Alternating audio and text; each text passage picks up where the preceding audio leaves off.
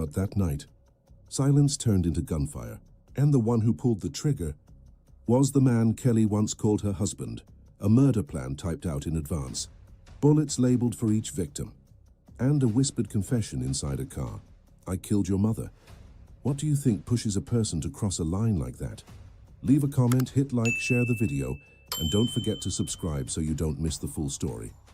People often say the most horrific tragedies never begin with screaming and a whispered confession, but with moments that look perfectly peaceful. I killed your mother.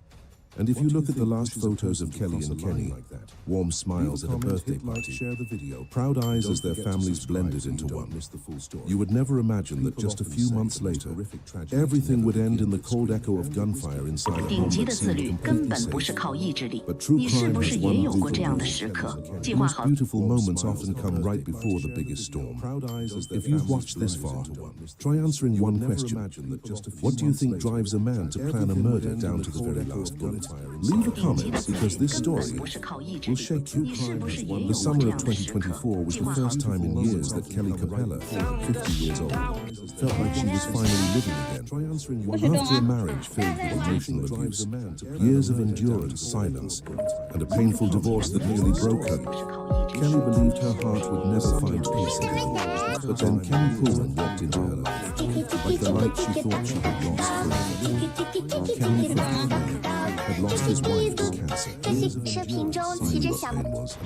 knew what it meant to rebuild from nothing. 17 years as a single father, and shaped him into someone resilient, compassionate, and deeply certain that love, no matter how late, could still save him. And when Kenny met Kelly, it was as if two broken pieces had finally found the shape they were always meant to complete. They didn't just fall in love.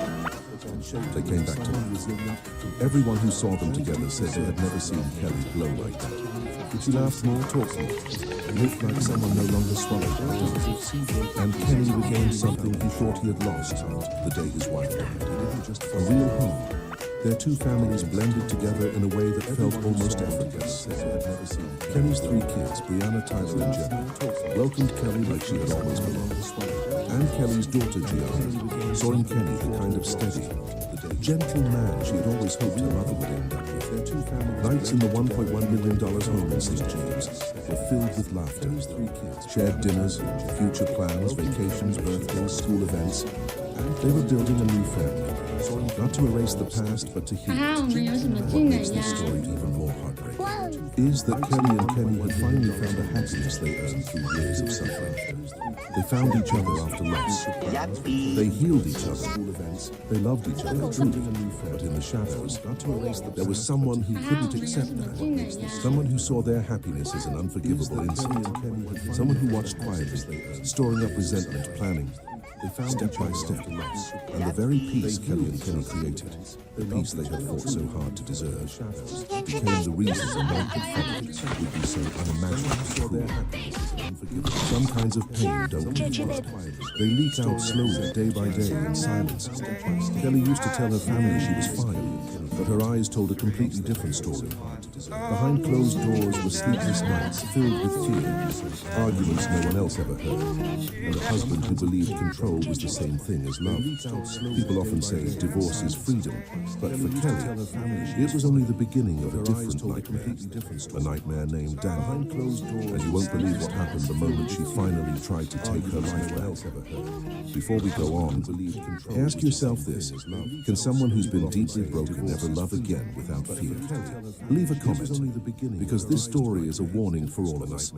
Kelly Jean Coppola, the Long Island girl with the radiant smile and the warmest heart, once had everything: a family, a stable job, and a daughter she loved more than life itself.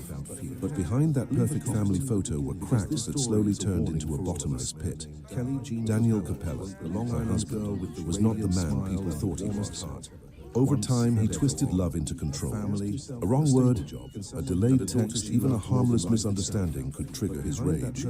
Kelly learned to stay quiet, learned to smile so everything looked okay. She called the police once, but the report only said, non-criminal domestic incident. No one truly understood much except Kelly. She lived every day in anxiety, fear and crushing loneliness. Eventually, she realized she had two choices: stay and slowly disappear into the darkness, or leave and face the storm head-on. She chose to leave. The divorce dragged on for months, bitter and relentless. Daniel spiraled, blaming her for ruining his finances, accusing her of destroying his life. But Kelly never looked back. For the first time in years, the sky didn't feel so heavy, and it was then, as if fate had been waiting, that she met Kenny Pullman. Kenny understood pain. He had lived through the worst of it, watching his wife Kim die of cancer far too young. He raised their 2 children alone, built a charity in her name, and promised himself he would never love again. But then he met Kelly, a woman with her own scars, yet a quiet light in her eyes. They met like 2 souls that had once broken, now finding the only person who could truly understand them. Their love wasn't impulsive. It grew from healing, from laughing together, from remembering the people they lost, from believing that the past does not define the future. People who saw them together would say, "This is the kind of second chance love everyone deserves." Kelly had once been a prisoner to control. Now she was loved with respect. Kenny had once lost everything. Now he had a family again. But what neither of them knew was that their new happiness had awakened something deadly inside Daniel, a darkness he had been hiding, feeding and nurturing for years. Sometimes the most dangerous person isn't a stranger. It's the one who slept beside you for years. And for Kelly, that person was Daniel. Daniel Coppola didn't show up as a villain on day one. Like so many true crime stories, the darkness inside him grew from small things: control, jealousy, and a twisted belief that Kelly owed him her whole life while they were still married. Daniel had explosive bursts of anger, emotional manipulation, and moments of intimidation that Kelly only mentioned to a few of her closest friends. Police had documented a previous domestic incident, but it was marked non-criminal, as if it wasn't serious enough to matter. But anyone who understands domestic violence knows that is always the warning sign, a subtle alarm of danger ahead. When Kelly filed for divorce, Daniel fell apart in a way no one expected. He didn't just feel heartbroken, he turned heartbreak into hatred. Kelly's friends said Daniel became bitter, cruel, repeating lines like, "She destroyed my entire financial life. She's going to make me pay for this." For many people, divorce is the end. But for Daniel, it was the spark that pushed him into a psychological tailspin. He could not accept that Kelly was free. He could not accept that she was happy without him.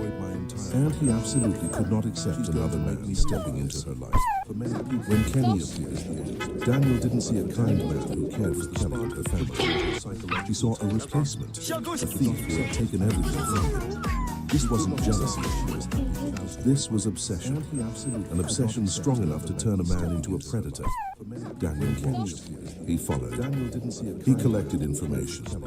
He tracked Kelly's happiness, her routine, her new home, that $1.1 million house that symbolized a life he no longer had access to. And instead of moving on, he fed the idea that the only way to win was to use violence to regain control. At first glance, these details seem like harmless fragments of a messy divorce.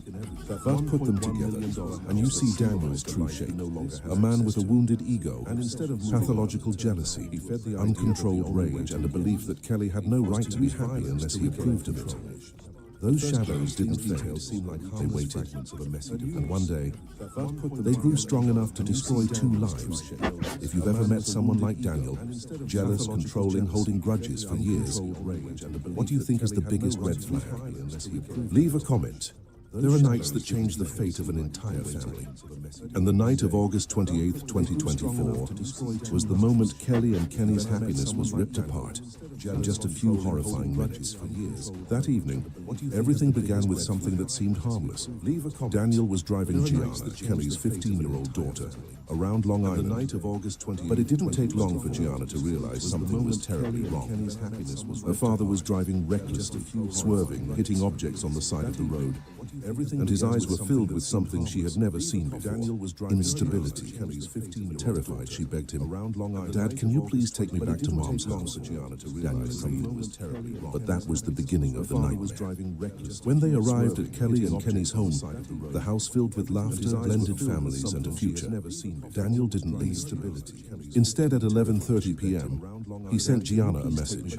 Not a threat, not a warning, but a question cold enough to freeze the blood of anyone who read it. Where is Kenny's bedroom? Gianna couldn't have known that. In that moment, her father had already made a decision he could never come back from. Daniel told her to wait in the car. The poor girl had no idea she was about to become an unwilling witness to the most brutal crime of her life. Daniel stepped out of the car and hid behind a bush near the house. Inside, everything was quiet, the soft glow of nightlight still warming the windows. No one inside knew that the man Kelly once married was standing outside, ready to pull the trigger. And then the first blast echoed. Daniel fired directly at the door lock, blowing it apart. A home that had been a sanctuary just seconds earlier turned into a war zone. He rushed upstairs to the second floor, to the bedroom where Kelly and Kenny were asleep. No warning, no chance to escape, no time to understand what was happening. And in just a few seconds, Daniel pulled the trigger. Kelly and Kenny were shot to death in the very room they had called their new beginning. Back in the car, Gianna waited, shaking, confused, terrified, having no idea her mother was already gone. When Daniel returned, he didn't hide it. He didn't comfort her. He didn't try to soften the truth. He simply said the sentence that would shatter a 15-year-old girl's life forever. "I killed your mother and Kenny." Imagine being 15, and the first thing your father says after a night of chaos is a murder confession. No gunshot could hurt more than that moment. Gianna texted her friends, desperate, panicked. "I don't know what my dad just did. I don't know if my mom is alive." Those messages became the very first alarm bells in a massacre that shook all of Long Island. If you're still listening, tell me, how do you feel about Daniel after hearing this part of the story? Angry, terrified, or just unable to believe a man could do this in front of his own child? Leave a comment. When police arrived at the home on Brasswood Road in the early hours of August 29, 2024, they walked into a scene no one could possibly be prepared for. The front door had been blazed, splintered wood scattered across the floor, and inside, Kelly and Kenny lay motionless in the bed. Their bodies were already cold, surrounded by signs of chaos that made one thing painfully clear: they never had a chance to fight back. Meanwhile, at Daniel's house on Harbour Road, an entirely different scene was unfolding. Gianna, still in shock, shaking uncontrollably, led officers to the gun hidden inside the house, while Daniel sat on a chair already subdued, muttering dazed, broken sentences, as if he had accepted that everything was over. But nothing was over. Everything was just beginning. During their search of Daniel's home, detectives discovered something far more disturbing than the killings themselves. A typed murder plan. Not a note, not a threat, but a detailed blueprint of violence so cold, investigators physically shivered. Was just beginning. In that document, Daniel wrote, "I'm in a completely clear state of mind. I know exactly what I'm about to do." And then came the detail that stunned the entire investigative team. Daniel had bullets engraved with the names of every person connected to the divorce. Kelly, Kenny, Kelly's attorney, Daniel's own attorney, and even the judge. This wasn't a moment of rage. This was a planned massacre, and then stopped just minutes before he could continue it. At the crime scene, police found Daniel's footprints. One of them was under Kenny's body. Kenny's brother, Tommy, broke down. "My brother died trying to protect Kelly." This wasn't a moment. No confession was needed. Every shred of evidence pointed to Daniel's razor-sharp clarity. As officers escorted him to the patrol car, the body cam captured the moment he whispered a quiet admission. Daniel was immediately charged with second-degree murder. But once detectives pieced together the break-in, the execution-style killings, and the written plan, the charges were upgraded to first-degree murder, the most severe count, carrying life in prison without parole. As justice slowly began to move, two families were collapsing under the weight of unimaginable loss. The Pullman family struggled to comfort Kenny's 3 children, kids who woke up one morning and realized their father was never coming home again. Kelly's family, meanwhile, faced a double tragedy, losing Kelly. Conviction of 15 girls carry a psychological wound she may never recover. The entire Long Island community was shaken. Thousands sent messages, condolences, and support. Two fundraising campaigns.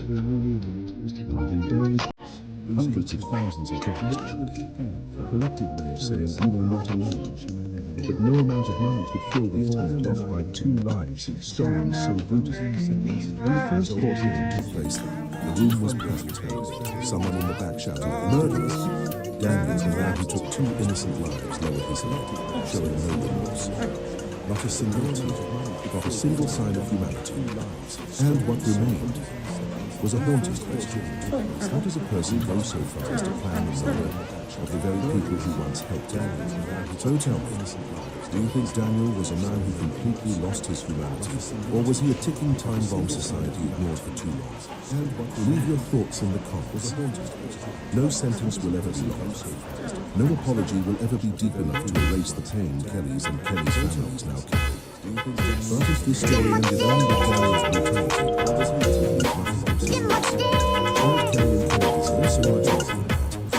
after the murders, what moved the Long Island community wasn't just the horror of the crime.